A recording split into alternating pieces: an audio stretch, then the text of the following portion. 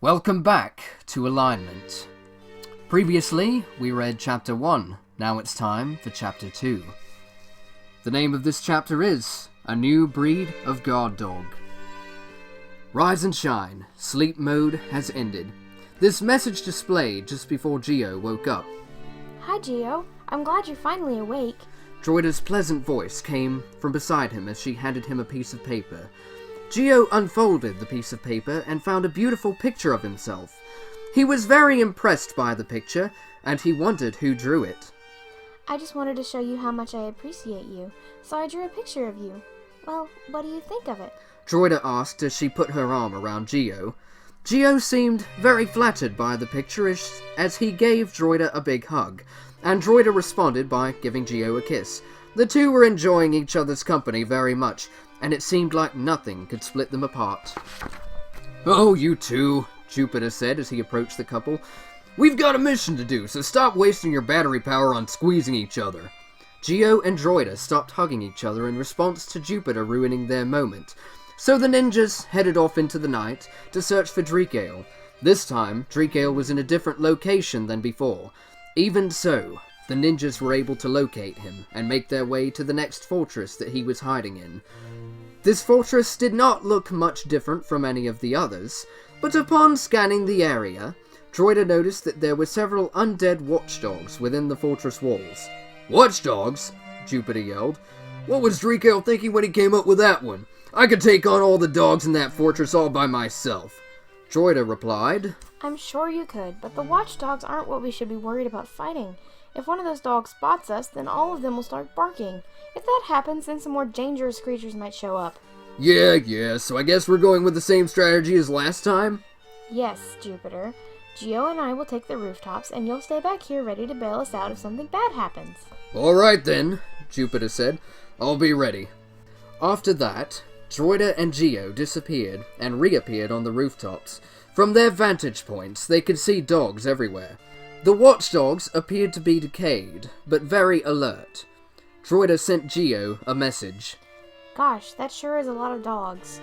They might not be able to see very well, but their hearing is incredible. Geo heard the message, so he tried to move forward carefully. Meanwhile, Droida was at another part of the fortress.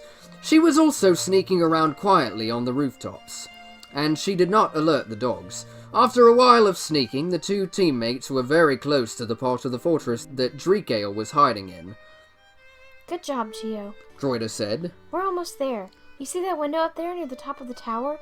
If we get close enough, I could probably open it, and then Dreekale will be as good as gone. Suddenly, one of the undead watchdogs perked its ears up. It then looked in a random direction and started barking. All of the other dogs began to bark with the first dog, and they all faced the same direction as the first one. What was strange was that they were not facing Geo, Droida, or even Jupiter, who was outside the fortress. After the dogs barked for a few seconds, Dreekale came out of his hiding spot and launched a huge blast of magic into the air. When the blast went high enough, it exploded. "Shut up," Dreekale shouted. "You dogs are so jumpy. That's the 5th Force alarm tonight." While Dreekale was complaining, Geo took aim and fired a plasma blast right at Dreekale's head. Before the blast could hit, Dreekale put up a magic barrier that absorbed it. He then noticed Geo on a nearby rooftop. "Oh, so there is a threat," Dreekale said. He then launched a huge magic blast to destroy the entire building that Geo was standing on. Geo fell down to the ground as the building crumbled, so Dreekale summoned an undead bear to attack. The watchdogs also joined in the attack. Before the watchdogs could get to Geo, Droida turned her fingers into guns and shot as many of the zombie canines as she could. The bear was still on the attack, so Jupiter appeared and smashed it across the head with his hammer arm. "Hey Geo, are you okay?" Jupiter asked. Geo got up and appeared to be alright, but some more bears quickly appeared. Along with the bears came several undead tigers, so Jupiter and Geo sprang into action. Jupiter destroyed all of the bears with his hammer, and Geo took out most of the tigers with his katana. There was still one tiger left, so Droida kicked it into the air, and then blew it up with an explosive shuriken. As soon as the other creatures were gone, a giant robe with a hood floated down from the sky and landed on two giant scythe-like appendages. After that, 6 bone-like bug legs came out of the back of the robe, and the creature started crawling around. This was the Reaper bug, and it was ready to destroy the robots. The Reaper bug began its attack by swinging one of its scythes at Geo, but Geo jumped over the attack and then unloaded his plasma gun into the monster's face. The Reaper bug was displeased, so it tried attacking with the other scythe. However, Geo blocked the attack with his katana, and then used a flamethrower to light the Reaper bug's attacking arm on fire. The giant creature was panicking, so Geo pulled out a giant shuriken. He then tossed it, and the flying shuriken cut off all 3 of the Reaper bug's right legs. The Reaper bug was now unable to stand up, so Jupiter aimed for the monster, and launched a missile out of his left hand. The explosion stunned the Reaper bug, so Geo finished the creature off by slicing off its hooded head. Once the monster was defeated, the ninjas noticed that Dreekale had escaped once again.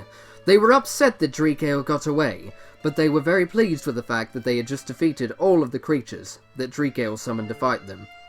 Oh, Geo. Droida said as she gave Geo a big hug. That was so amazing. That giant bug didn't seem to give you any problems.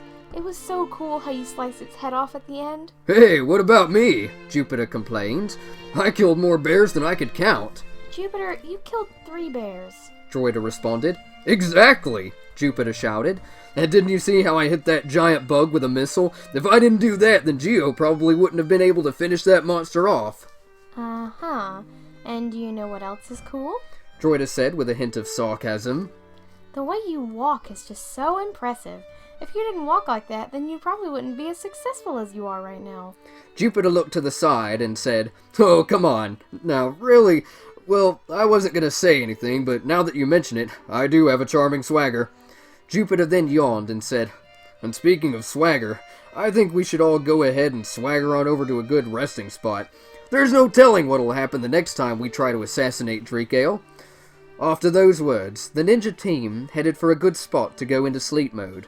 Before they went to sleep, Geo appeared to be feeling down, so Droida approached him and comforted him. Hey Geo, I know that you're upset that Dreekale got away again, but don't worry, I think he did great tonight. You know how you took a pot shot at Dreekale as soon as he stepped outside? That's a very good tactic. Geo still appeared to be upset, so Droida continued. Hey, you didn't know that he would pull up a magic barrier.